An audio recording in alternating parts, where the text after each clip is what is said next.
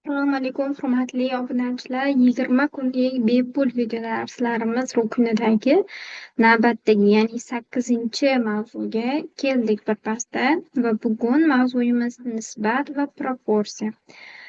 Xo'p, demak, bugungi rejamiz nimadan iborat? Birinchi bo'lib nisbat va proporsiya tushunchalariga, ta'riflariga to'xtalamiz. Ular o'zi nima? Va undan keyin proporsiyani asosiy xossasiga to'xtalamiz va unga doir bir nechta misollarni ishlaymiz. Va oxiri to'g'ri va teskari proporsional miqdorlar bilan tanishib, ularga doir misollarni ishlaymiz. Demak, boshladik. Hop, birinchi ta'rifimiz. Ha, nisbat o'zi nimaga ishlatiladi?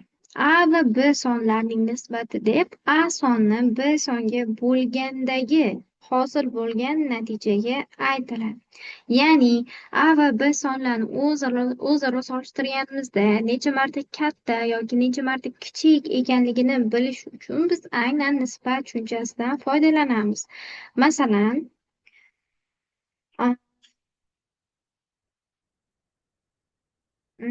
nima deyishimiz mumkin? 8 va 4 sonlari. 8 va 4 sonlari qanday nisbatda desak, 8 taqsim 4 nisbatda bo'ladi yoki 2 taqsim 1, 2/1 nisbatda deb ataymiz. Va nisbatni qanday belgilaymiz? Nisbatni mana A bo'lingan B yoki A taqsim B ko'rinishida belgilaymiz. Bo'luv belgisi ham, kasr chizig'i ham mana shu nisbat degan ma'noni anglatadi birday. Mana 8 taqsim 4 2 bo'ldi. Ya'ni 8 soni 4dan necha marta katta ekanini yoki 4 soni 8dan necha marta kichik ekanligini ko'rsatib beruvchi tushuncha bu nisbat hisoblanadi. Xo'p, keyingi tushunchamiz. Ikki nisbatning tengligiga esa proporsiya deyiladi. A bo'lingan B, ya'ni bitta nisbat bu, va C bo'linganda alohida bitta nisbat va ularni o'rtasida tenglik ishorasi turibdi. Bular teng bo'lsa yoki mana kasr holatida yozilgan, bular teng bo'lsa, bu proporsiya bo'lar ekan.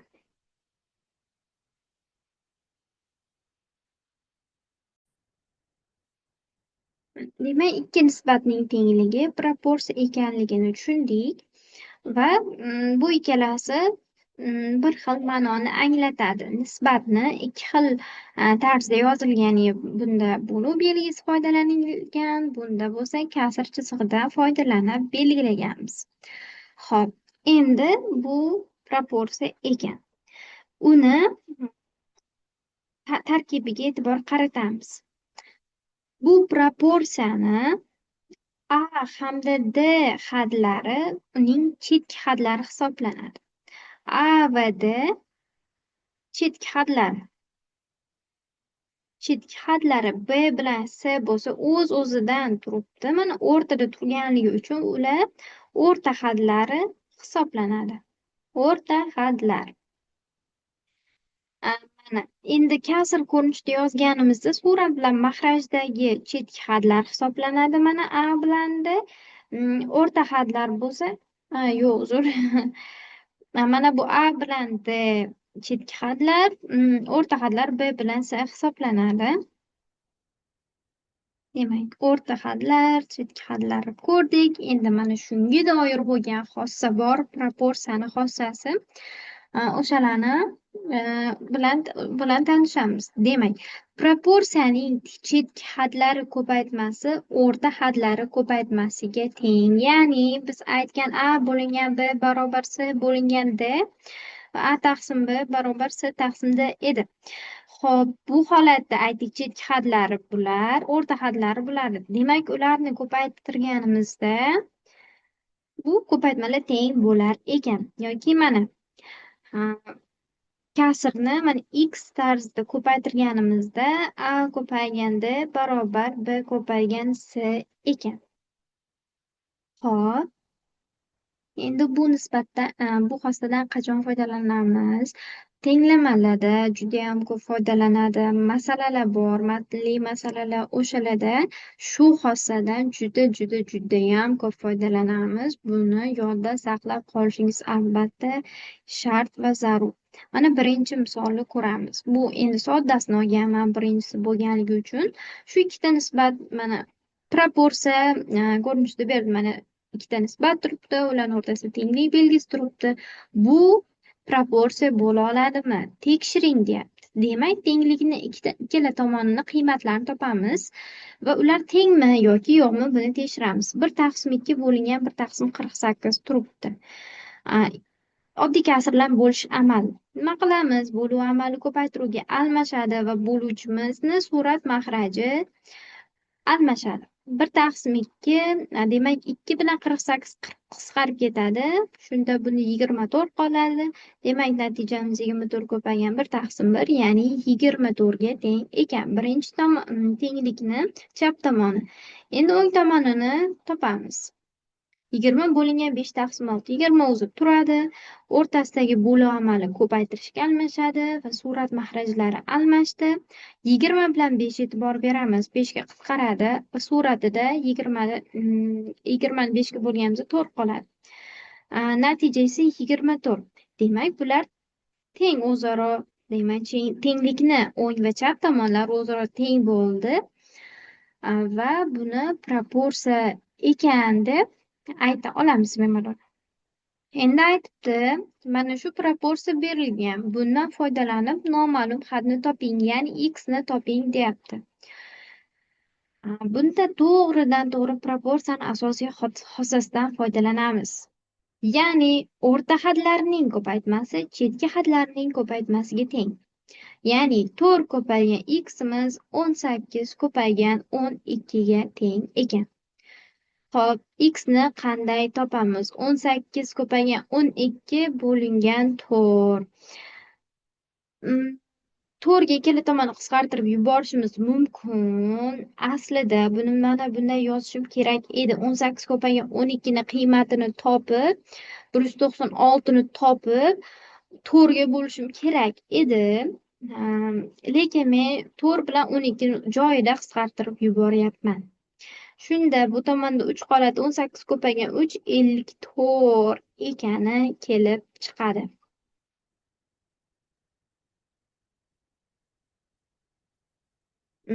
Mana ya'ni x barobar 196 bo'lingan 4 ni topishim kerak edi.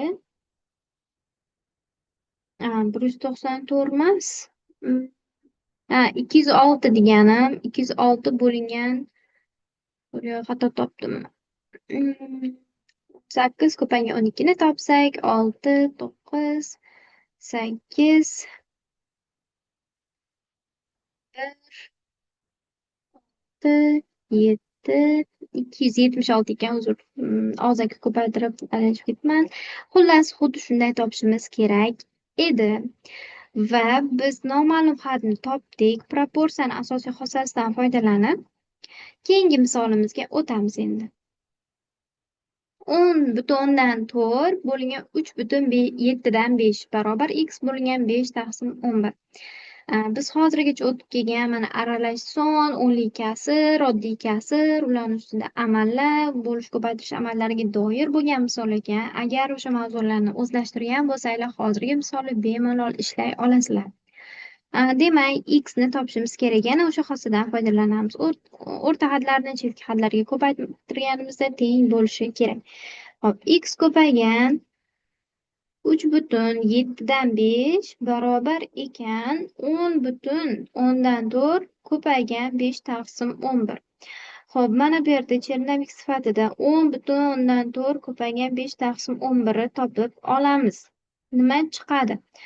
Xo'p, bu 10/4 degani 10/4 mana aralash son ko'rinishda yozganimda va uni biz noto'g'ri kasrga aylantirib olishimiz kerak. Ko'paytirish amalini bajarish uchun. Aylantirsak 104 bo'ladi surati mahrajda 10 o'zi turadi va 5/11. Bizda natija nimaga teng? 5 bilan 10 qisqara oladi va 5 ga qisqarsa mahrajda 10 o'rniga 2 qoldi. Bizda 104 taqsim 22 qoldi. Demak, x ko'paygan 3,7dan 5imiz 104 taqsim 22 ga teng ekan. Endi biz x topishimiz kerak. Shuning uchun 104 taqsim 22ni 3,7dan 5ga bo'lamiz. Bu oddiy tenglamani ishlash, chiziqli tenglamani qanday ishlashga ko'ra mana birorta sonni ikkinchisiga ko'paytirganimizda hosil bo'ldi bitta natija. Va noma'lum topish uchun ko'paytmani ko'paytuvchiga bo'lishimiz kerak. 104 taqsim 22ni bo'larkanmiz 3,7dan 5ga. Yana buni mana chernavigimizga yozib olamiz. 104 taqsim 22 bo'lingan buni noto'g'ri kasrga aylantirib olishimiz kerak. Aylantirganimizda 21 plus 5 26 taqsim 7 bo'lar ekan. Endi noto'g'ri kasrlarni bo'lamiz. Ya'ni bo'lish amali ko'paytiruvga almashadi va bo'luvchimizni surat mahraji almashadi. Xo'p, bizda nima hosil bo'ldi? Demak, 26 bilan 104 qisqaradi va 104da 4 qoladi. Bularni ikkisini qisqartiramiz 22 bilan. Shunda 22 11 qoladi va bizda 7 taqsim 11 degan qiymat hosil bo'ladi. Demak, x imiz 7 taqsim 11 ga teng ekan. Uchinchi rejamizga yetib keldik, ya'ni to'g'ri va teskari proporsional miqdorlar. Demak, o'zi ta'rif qanday? Agar bir miqdor k marta ortganida yoki kamayganida, kamayganida ikkinchi miqdor ham k marta ortsa yoki kamaysa, bu miqdorlar to'g'ri proporsional miqdorlar deyiladi. Mana shu yoki kerak emas, shuni o'chirib tashlay. Ya'ni bitta miqdorni oldingiz, ikkita miqdorni oldingiz. Birinchisi k marta ortganda, ikkinchisi ham k marta ortsa yoki birinchi miqdor k marta kamaydi va ikkinchisi ham k marta kamaysa, bu miqdorlar to'g'ri proporsional miqdorlar deyiladi. Masalan, bunga qanday misollarni aytishimiz mumkin? Xo'p,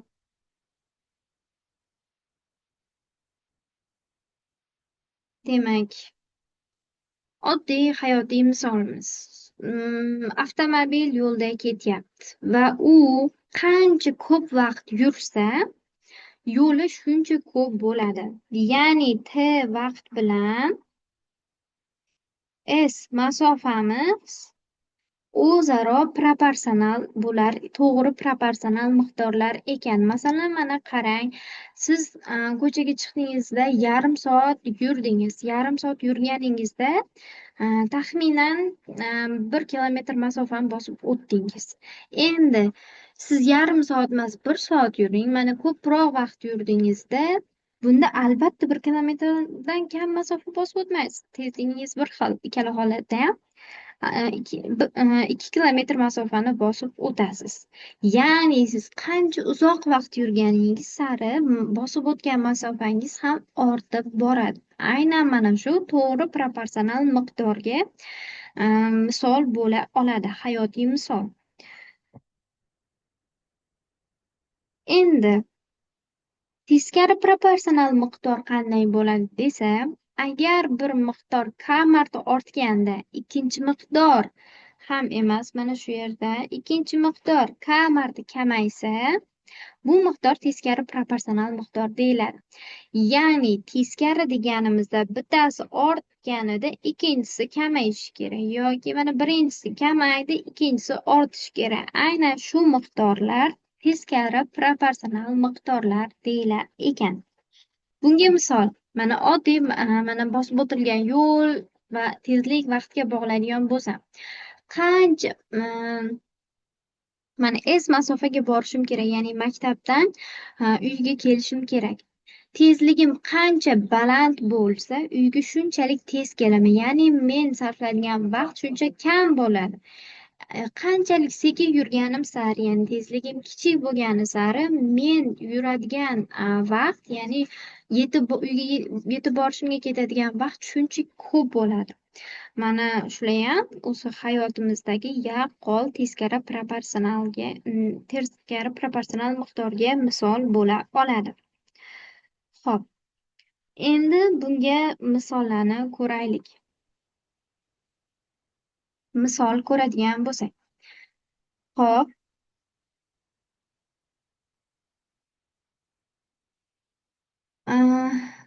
yo'lovchi 3,6 km/soat tezlik bilan yurib, butun yo'lga 2,5 soat vaqt sarflabdi. Endi u 5 km/soat tezlik bilan yursa, mana shu masofani qancha vaqtda bosib o'tadi degan misol.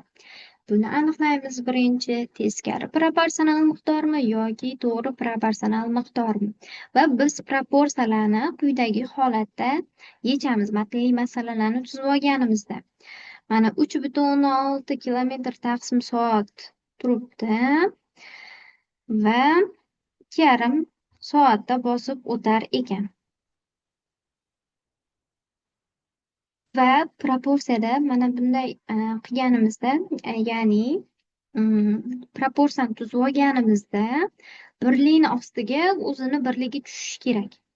Ya'ni soatni tagiga soat, kilometr taqsim soat tagiga kilometr taqsim soat tushishi kerak. Ya'ni mana bu 5 km taqsim soatni men 2,5 soat tagiga yozib qo'ya olmayman. Proporsiya tuzganimizda albatta birliklari bir xil bo'lishi kerak.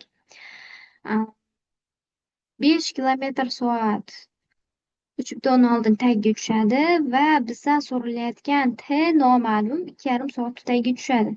Chunki t soatda bosib o'taman men bu masofani va shu t'ni nechiga tengligini topishim kerak. Endi biz buni to'g'ri yoki teskari proporsional miqdorligini aniqlashimiz kerak. E'tibor beramiz. Mantiqan o'ylab ko'rganimizda tezligimiz qancha baland bo'ladigan bo'lsa, belgilangan masofani shunchalik tez bosib o'tib qo'yamiz. Demak, bu teskari proporsional miqdor ekan va proporsiya tuzib olganimizda strelkalarni teskari qaratib qo'yamiz. Agarda boshqa misol bo'lganda edi, masalan, hop, to'g'ri proporsional miqdorga misol topsak.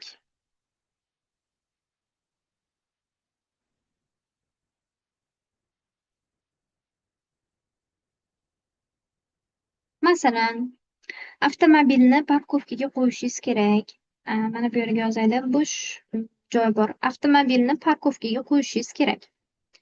Avtomobilni, ya'ni avtomobillar turar joyiga qo'yishingiz kerak va u yerda aytyapti, 1 soat mashinangiz tursa, siz 3,000 so'm to'lashingiz kerak. Endi siz mashinangizni 5 soatga qo'ymoqchisiz. Bunda siz necha so'm pul to'lashingiz kerak? Pulli parkovka ekan. Bu qanday miqdor? Mana e'tibor bering, siz 1 soatga mana 3,000 so'm to'lashingiz kerak. Ko'proq vaqt turmoqchisiz. Kamroq pul to'laysizmi yo ko'proqmi? Albatta ko'proq pul to'lashingiz kerak. Demak, bunda strelkalarni bir tomonga qaratib qo'yamiz, yo tepaga yoki pastga qilib. Xo'p, bunda nima qilamiz? Buni proporsiya tarzida yoza olamiz. 1/5 bo'ladi barobar 3,000 taqsim x. E'tibor beramiz, to'g'ri proporsional miqdorni xuddi shunday yozib olamiz. Ya'ni mana masalani haligi qisqa shart edi-ku, qisqa masalaga keltirib oldik-ku, 1 soatda mana 3,000 so'm, 5 soatga necha so'm degan holatga keltirib oldik. Xuddi shunda 1/5 bo'ladi, ya'ni xuddi shundayligicha ko'chadi kasr nisbatlar. 1/5 barobar 3,000 taqsim x bo'ladi va bundan x ni topib qo'ysak, 300 ko'paygan x, mana x tarzida ko'paytiradigandik, x tarzida 300 ga 5 3000 ga 5 ko'payadi, mahrajda bo'lsa 1, ya'ni x ga 1 ko'payardi. Barobar Demak, bir soatga 3 ming so'm to'lasam, 5 soatga 15 ming so'm to'lashim kerak bo'lar ekan. Bu to'g'ri proporsional miqdorga misol edi. Endi teskari proporsional miqdorga misol yechayotgan edik. Bunda endi proporsiyani qanday tuzib olamiz? Bunda mana 3,6 taqsim 5 ni o'zi bo'ladi. Tenglik va endi mana shu qismida surat mahrajini almashtirib qo'yamiz. Chunki bu aytdik teskari proporsional miqdor edi. Teskari proporsional miqdorda mana bu surat mahrajini ham shundoq almashtirib qo'yamiz. Ya'ni T suratga chiqadi, 2,5 mahrajga tushadi. Bundan T ni topadigan bo'lsak, nima bo'ladi? T ga 5 ko'payadi. Mana X tarzida ko'paytirganimizda 3,6 ga 2,5 ko'payadi. Bularni qisqartirib yuborishim mumkin. 5 ni ichida 2,5 dan 2 ta, 3,6 ni 2 ga bo'lsam, 1,8 kelib chiqadi. Demak, 1,8 soatda bu masofani bosib o'tar ekanman agarda 5 kilometr taqsim soat tezlik bilan yursam. Misollarimiz, masalalarimiz va tushuntirganlarim judayam tushunarli bo'ldi deb o'ylayman. Iloji boricha maydalab, sekin tushuntirishga harakat qildim. Man ishlangan misollarni o'zinglar qaytadan ishlab ko'ringlar va fikringlarni, dars bo'yicha fikringlarni qoldirsanglar judayam xursand bo'lardim. E'tiboringiz uchun rahmat.